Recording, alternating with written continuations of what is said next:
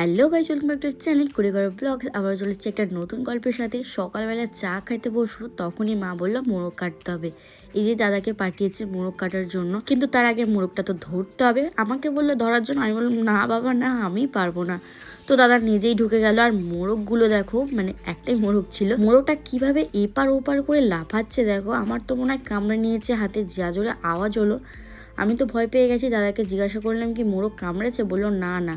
আরে মোরগটাকে যখনই খেতে দেয় তখনই পিসির হাতে, ভাইয়ের হাতে, মায়ের হাতে কামড়িয়ে নেয়। ও হ্যাঁ, সাথে তো মুরগিগুলোকে কামড়ায়, মুরগির ডিমও খেয়ে নেয়। মা বললো না আর দেরি করা যাবে না, মোরগটা কাটতেই হবে, আর সহ্য করা যাচ্ছে না। চলো সেই হিসাবে মোরগটা আজকে কাটা যাক। মোরগটা দাদা কাটবে, আমরা চাগুলো খাবো, তারপর মোরগটা ছাড়াবো। এই যে বঁটিতে কাটছে, এই বঁটিটা আমাদের মাছ মাংস যাবতীয় জিনিস কাটা হয়, খুব ধার। এদিকে আমি চা খেয়ে চলে এসেছি আনাজ কাটতে। এখানে মিস্ত্রিদের কাজ হচ্ছে। যতক্ষণে মুরগির জল গরম হয় ততক্ষণে কিছু রসুন ছাড়িয়ে নিই, তারপর মা এলে সবজি কাটবো, চচ্চড়ি তরকারি এগুলো তো হবে, হোটেলের অর্ডার আছে।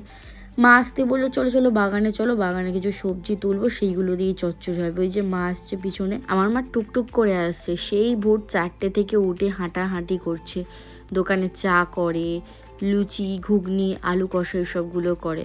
সারাদিন কাজ করে এখন আনাজ কাটবে, আর আমরা বেলায় ঘুম থেকে উঠে রান্না করবো। এই যে এখন ধনিয়া পাতা তুলছি, ছোট ছোট ধনিয়া পাতা তুলতে খুব প্রবলেম, গোড়াগুলো একদম মাটির সাথে সেঁটে থাকে। বড় হয়ে গেলে গোড়াগুলো বড় হয়ে যায়, তুলতে সুবিধা হয়। ধনিয়া পাতা তুলে এসে দেখছি এদিকে পালং শাক মূলো তোলা হয়ে গেছে কত।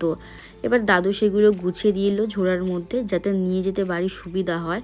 তারপর এখানে দেখছি মা দাদু কি করছে। ও আচ্ছা, কাঁচকলার তরকারি হবে, সেই জন্য কাঁচকলা পাড়ছে। আর মা কাঁচকলাগুলো কীভাবে নিয়ে আসছে দেখো, আঠা লেগে যাবে না, সদ্য পাড়া কাঁচকলা। বলতে বলে ও কিছু হবে না। বাড়িতে এসে আগে গরম জলটা বসিয়ে দিয়েছি, কারণ মুরগিটা ছাড়াতে হবে, অনেক বেলা হচ্ছে। এখানে ঠাম্মা বউরিতে কি কাটছে, এদিকে লতিকা মামি কখন এসে আমাদের আনাজ কাটা শুরু করে দিয়েছে, পেঁয়াজ কেটে দিচ্ছে। আমি বললাম ঠিক আছে তুমি পেঁয়াজ কাটো, রসুনটাও ছাড়িয়ে দিও, আমি মুরগি ছাড়াতে যাই বলে মুরগি ছাড়াতে চলে এসেছি। আজকে মুরগি ছাড়ানোটা একটু টাফ, কারণ মুরগির পাগুলো এত লম্বা লম্বা না, পুরোটা ভেজাতেই পারিনি। দিদি বললো আমি একটু হেল্প করে দিই, আমি বললাম না না, একটা মুরগি আমি একাই করে নেবো। তার মধ্যে বরমশাই রেডি হয়ে চলে এসেছে কাজে যাবে বলে। আমি বললাম আজকে আমি আর তোমার সাথে যাবো না, তুমি বেরিয়ে যাও, আজকে আমার অনেক দেরি হয়ে গেছে কাজে। তাই বরমশাই কাজে বেরিয়ে পড়েছে। আর দিদি মাছগুলো ছাড়াচ্ছে, দেখো কত মাছ। ওর মাছ ছাড়াতে ছাড়াতে আমার মুরগি ছাড়ানো হয়ে গেছে। আমি খাবার নিয়ে চলে এসেছি, আর দাদাকে বসিয়ে দিয়েছি বঁটিতে মুরগি কাটার জন্য। দিদিমাও এসছে আজকে, ভালোই হলো, ভালো দিনে এসছে। খেতে খেতে আমি মাছ ভাজাটাও চাপিয়ে দিয়েছি দুদিকে। তারপরে আমার খাওয়া যেতে দিদিকে বললাম তুমি খাও। এখানে মুরগিটা কিন্তু মোটামুটি ভালোই কাটা চলছে, অনেকটাই কাটা হয়ে গেছে, আর পিসগুলো কিন্তু সেই সাইজের করেছে। ভাই দেখছি পাইপ নিয়ে এসছে, ও পাইপ লাইনের কাজ হবে, একাই এই পাইপটা বয়ে বয়ে নিয়ে এসছে কত দূর থেকে। ছেলের শক্তি আছে বটে। এখন আমি শুয়ে আছি আর দিদি খাওয়া দাওয়া করছে। কাজ করতে করতে না মাঝে মাঝে দিদির ঘরে শুয়ে পড়ি, ভালো যখন লাগে না। ভাই ঘুম থেকে উঠে এসছে, আমি বললাম আদা রসুনটা বেটে দাও। যখন যাকে দেখতে পাই তাকে দিয়েই কাজ করিনি, এটা কি বুদ্ধিমানের কাজ নয় বলো তো? আমার কাজও হয়ে যায় খুব কম টাইমের মধ্যে। এদিকে তরকারিটা খুব সুন্দরভাবে ফুটছে। আজকে অনেক লোকের অর্ডার হয়েছে, আর চচ্চড়িটা স্মেল উঠেছে খুব সুন্দর, কিন্তু চচ্চড়িটা করে আমার দিদি।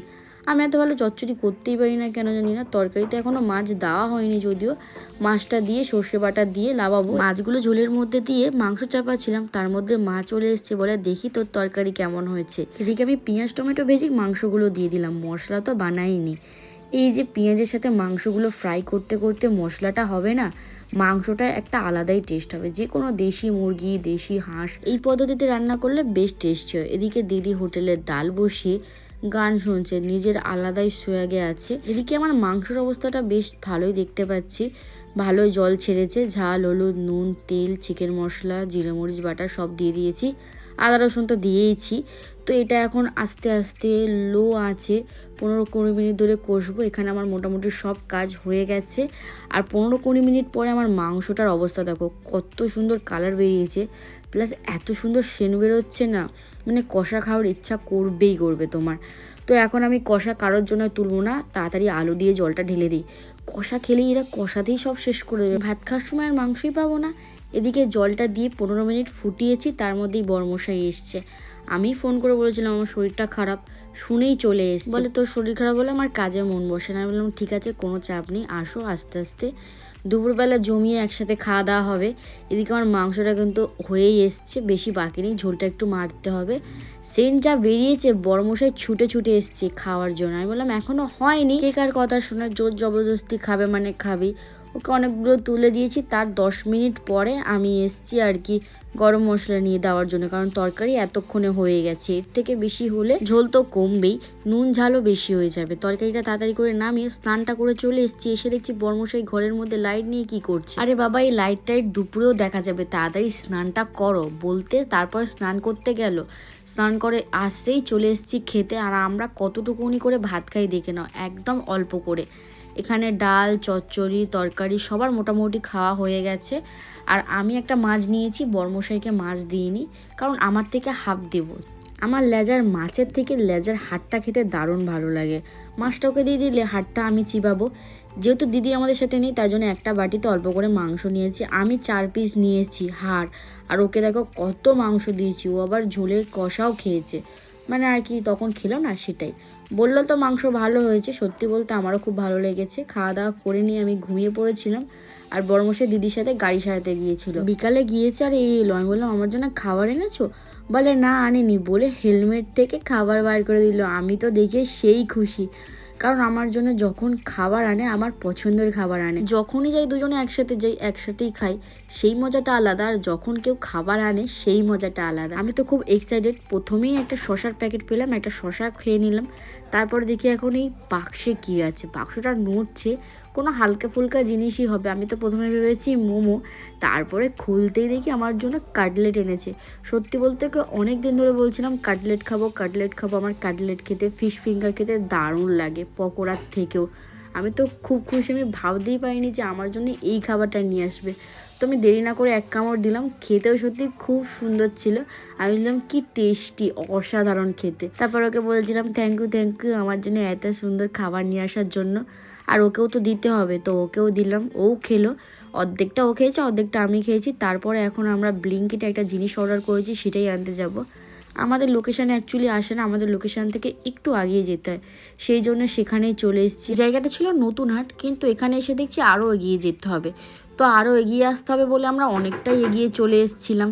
তারপরে ডেলিভারি বয় আমাদের খুঁজে পাচ্ছিল না, তারপরে ফোন করে লোকেশানটা প্রপার বোঝাতে এলো, বললো আমরা অনেকটাই আগিয়ে চলে এসেছি, কী আর করা যাবে।